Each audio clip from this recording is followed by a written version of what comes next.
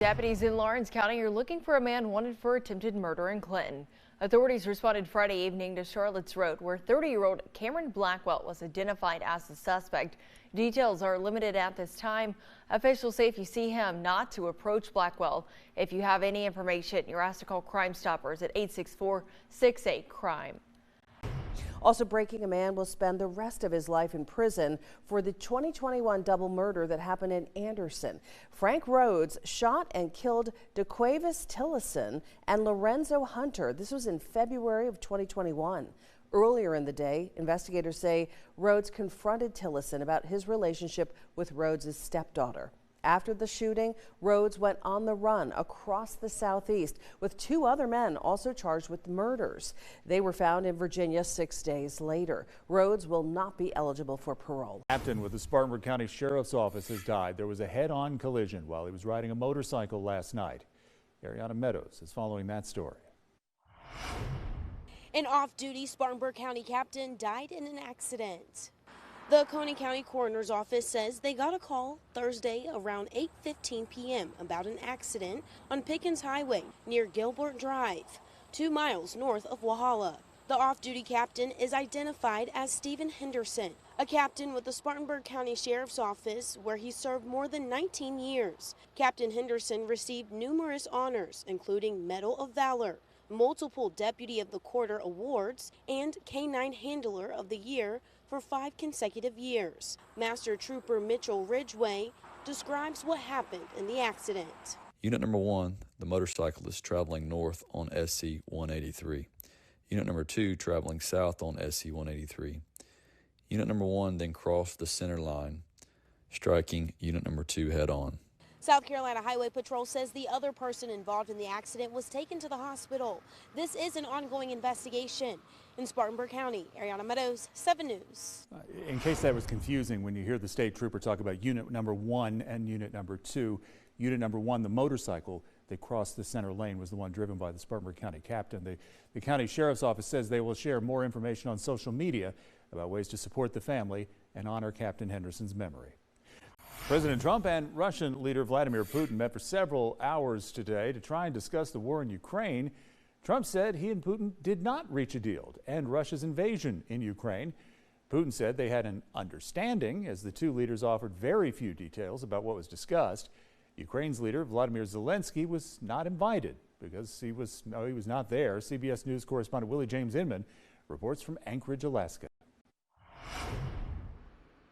After meeting for hours of discussions in Alaska, President Trump and Russian President Vladimir Putin addressed the future of war-torn Ukraine. We had an extremely productive meeting and many points were agreed to. There are just a very few that are left. Putin has seized about 20% of Ukraine's territory. In the war, 400,000 Ukrainians have been killed or wounded, and nearly 1 million Russian soldiers. For President Trump, the meeting in Anchorage is an opportunity to show that he can bring peace after more than 3 years of war between Russia and Ukraine. Ahead of Friday's summit, President Trump spoke about his goals. I want to see a ceasefire rapidly. I don't know if it's going to be today, but I'm not going to be happy if it's not today.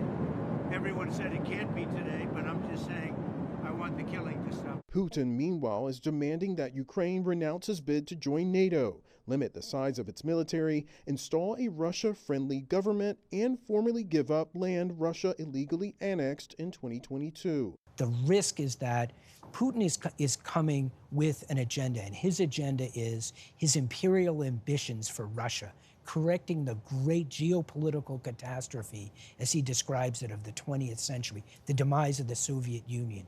Ukrainian President Volodymyr Zelensky and European leaders were not invited to Friday's meeting. Zelensky posted this video in which he pointed out that Russia attacked multiple sites in Ukraine Friday, including a market, adding, quote, "That speaks volumes." Willie James Inman, CBS News, Anchorage, Alaska. Putin, of course, has been accused of extensive war crimes. Among the questions reporters shouted at him were why he should be trusted and why is he killing civilians. Earlier Friday, Putin ignored those questions. Officials and unions say these forever chemicals aren't just in the Broad River Basin where many South Carolina municipalities pull from. They're all over the country, and now federal agencies are starting to take notice. According to the Environmental Protection Agency, PFAS, or forever chemicals, are a category of man-made chemicals linked to multiple types of cancer and other health issues. Union City Administrator Joe Nichols says the EPA plans to require water utilities to cut PFAS levels by 2031. The big question is how they're going to make that happen. Nichols tells us Union, like many other cities, is taking legal action. He says the city sued 3M, claiming the company knew for years that PFAS were toxic and would end up in Union's water supply. You know, we've tested it coming out of the river. We know it's in the water. So now, like I said, we got to clean it up. So we got to spend millions of dollars to clean it up, and somebody ought to pay for it. You cause it, you ought to pay for it. That's the way I feel about it. And that's the way we're going after it. Ratepayers should not have to pay to clean up somebody else's issues. We're told the city is in full compliance with current standards. No extra measures need to be taken by residents. In Union, Julia Keener, 7 News. 7 News reached out to 3M for comment. We will update you if they provide a response. Malachi, 7 News alert, it could cost you more money to park soon in the city of Greenville. 7 News' Lauren Miller went to find out what people think of that plan. In and around the Greenville parking garages, you'll see the rates listed like this one, but these rates have not changed since 2019, and now city leaders are looking at upping these prices. On a Friday afternoon, parking garages in the city of Greenville are busy. Cars coming in and out, and they remain packed. But when you exit, the rate you pay could soon be very different. Right now, the first hour is free, and that would stay the same under a new proposal. But the second hour, that would go from $2 to $4. Every hour after that would go from $1 to $2, and daily rates would go up from $7 to $10. Xavier Henderson is spending part of his paycheck every day at this parking garage. I work downtown, so like every day I'm spending that amount of money, so it does kind of range a lot every week for me, so it's kind of ridiculous. So he's not a fan of a potential increase. I think it's kind of crazy. It's already $7 a day, so going up from that, it's gonna run my pockets a little bit, you know. During the discussion, the city explained how it has the cheapest rates out of Columbia, Charleston, or Raleigh. And if the rates do go up, leaders say the extra money would go towards parking infrastructure maintenance. Anthony Colaxiva says he frequents the garage too, but he says he's okay with paying the increase. I don't really think much about it. Just I know when I come here, I just got to be more observant to how long I stay here if it's bothering me. It's safer in my opinion. Parking in a parking garage, weather, everything. I feel like when you're in a parking garage, there's cameras, just the whole environment's safer, which that's why I don't mind it. City leaders say this is only in the discussion phase. No decisions have been made. In Greenville, Lauren Miller, 7 News. Raising the event parking fees has also been proposed, an increase from $5 to $10.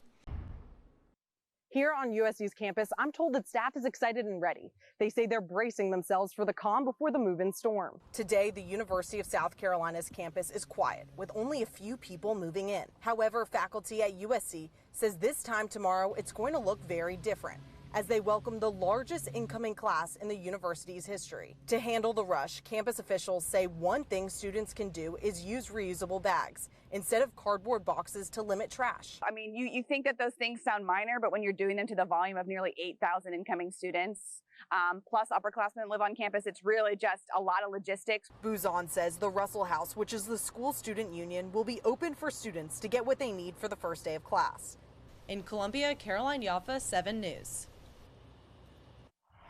And officials say that throughout next week, there will be activities for students to get immersed in the community at USC.